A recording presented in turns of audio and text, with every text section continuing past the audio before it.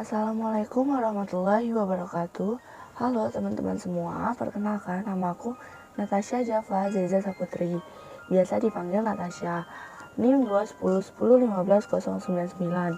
Aku sekarang ini di semester 3 pada Prodi Bimbingan dan Konseling Fakultas Keguruan Ilmu Pendidikan Universitas Muhammadiyah Profesor Dr. Hamka. Jadi di dalam video ini saya akan membahas mengenai tes kepribadian, yang mana video ini untuk memenuhi tugas pada mata kuliah asesmen tes bimbingan dan konseling yang diampu oleh Ibu Asni MPD Kons.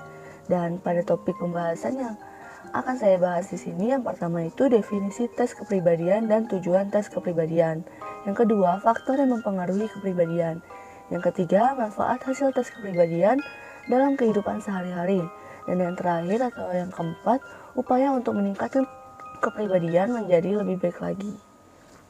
Nah, pada pembahasan pertama ini membahas definisi tes kepribadian. Kepribadian sendiri dalam bahasa asing sering disebut dengan istilah personality, berasal dari kata Latin persona, yang artinya topeng atau kedok, yaitu tutup muka yang sering dipakai oleh pemain-pemain panggung, yang maksudnya ini untuk menggambarkan perilaku, watak, atau pribadi seseorang. Jadi, secara umum, kepribadian merupakan keadaan dalam diri seseorang yang menentukan bagaimana penampilannya dalam menyesuaikan diri dengan lingkungannya.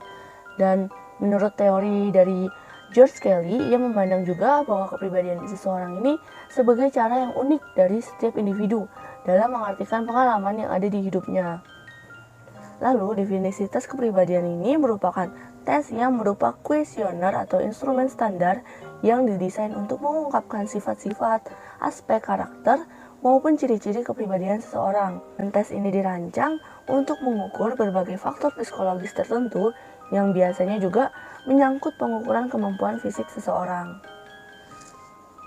Tujuan atau kegunaan dari tes kepribadian ini, menurut Lee J. Cronbach dalam Essential of Psychological Testing, yaitu setiap kepribadian ini bersifat individual, yang berarti tidak seorang pun yang memiliki kepribadian ini sama di antara satu dengan yang lainnya.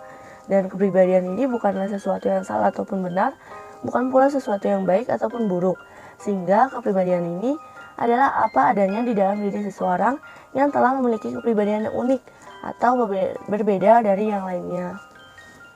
Dari yang kedua, membahas tentang faktor-faktor yang mempengaruhi kepribadian. Yang pertama, ini ada faktor biologis, yaitu faktor yang berhubungan dengan keadaan jasmani atau disebut juga dengan faktor fisiologis, seperti keadaan genetik, pencernaan, pernafasan, peredaran darah, kelenjar-kelenjar, saraf, tinggi badan, berat badan, dan sebagainya. Lalu kita mengetahui juga bahwa keadaan jasmani setiap orang ini sejak dilahirkan telah menunjukkan adanya perbedaan-perbedaan, yang mana perbedaan ini menyebabkan sikap dan sifat-sifat serta temperamen yang berbeda-beda pula.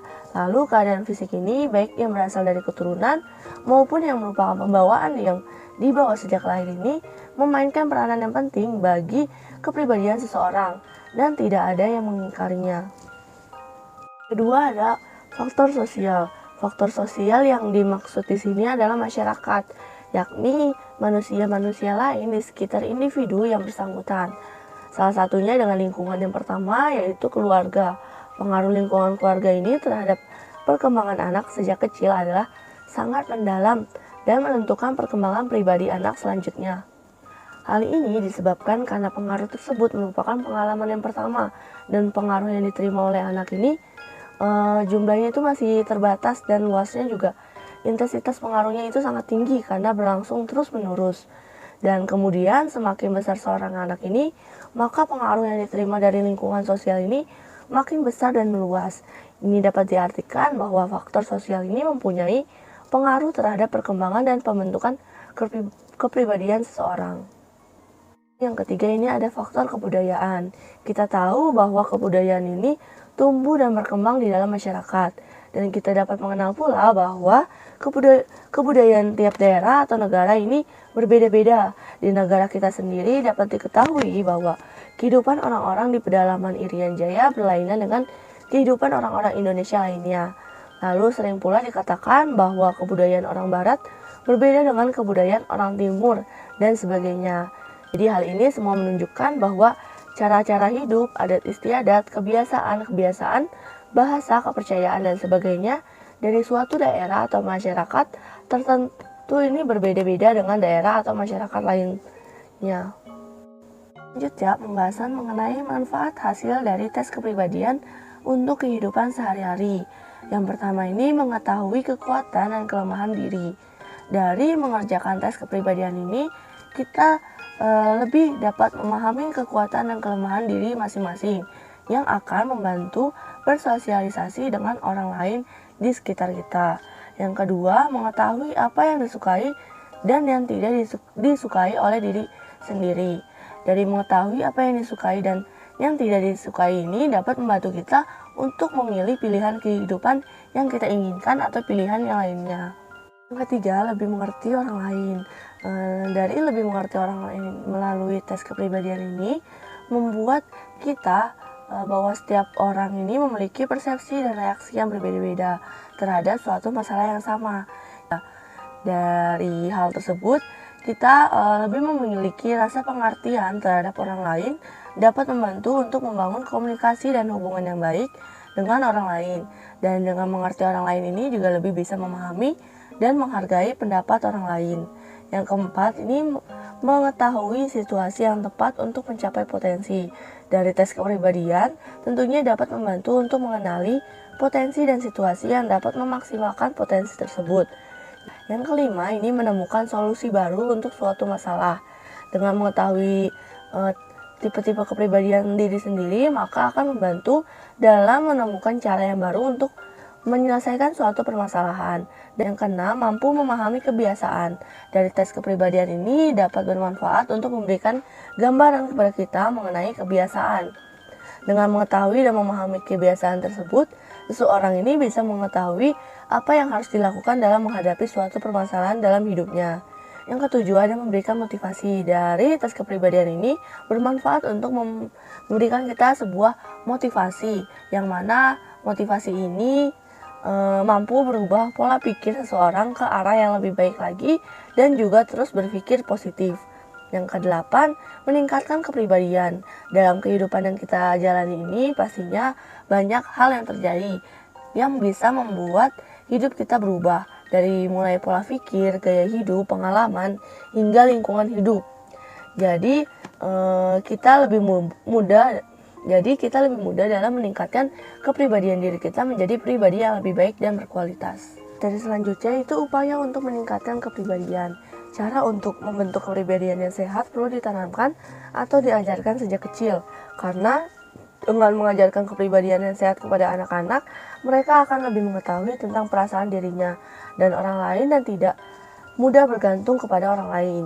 Begitu juga pengalaman-pengalaman yang ada di masa lampau dapat mempengaruhi kita memandang masa depan atau masa sekarang ini, yang dapat mempengaruhi tingkat kesehatan psikologisnya.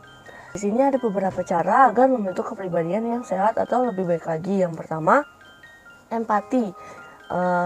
Karena berempati ini bisa mengajarkan bagaimana kita bisa merasakan dan mengetahui kesedihan orang lain dan mencoba untuk membantunya. Yang kedua ini ada positive thinking. Bersikap positif akan menghilangkan semua pikiran-pikiran negatif yang akan menjadikan kita lebih baik lagi. Dan kita tidak akan merasa curiga terhadap siapapun dan pikiran akan menjadi lebih tenang tanpa memikirkan hal-hal lain yang tidak berguna. Lalu selanjutnya ini ada bertanggung jawab. Bertanggung jawab akan menjadikan individu tersebut lebih hati-hati dalam menyelesaikan suatu permasalahan atau suatu tanggung jawab. Selanjutnya yang keempat, mampu mengakui kesalahannya kepada orang lain.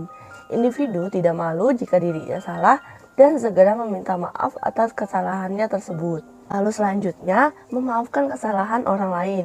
Jadi berusaha melupakan kesalahan orang lain ini tanpa mengungkit atau menceritakan kesalahan tersebut pada yang lainnya. Yang berlalu biarlah berlalu dan cepat memaafkan. Lalu yang keenam, berpikir rasional. Mampu berpikir secara detail tentang kejadian-kejadian yang dialaminya. Yang ketujuh, mampu bersosialisasi dengan baik. Tidak memilih teman dalam bergaul dan mengerti baik untuk ditiru dan mana yang pantas untuk ditinggalkan. Lalu yang ketujuh, mampu bersosialisasi dengan baik. Tidak memilih teman dalam bergaul dan mengerti mana yang pantas untuk ditiru dan mana yang pantas untuk ditinggalkan.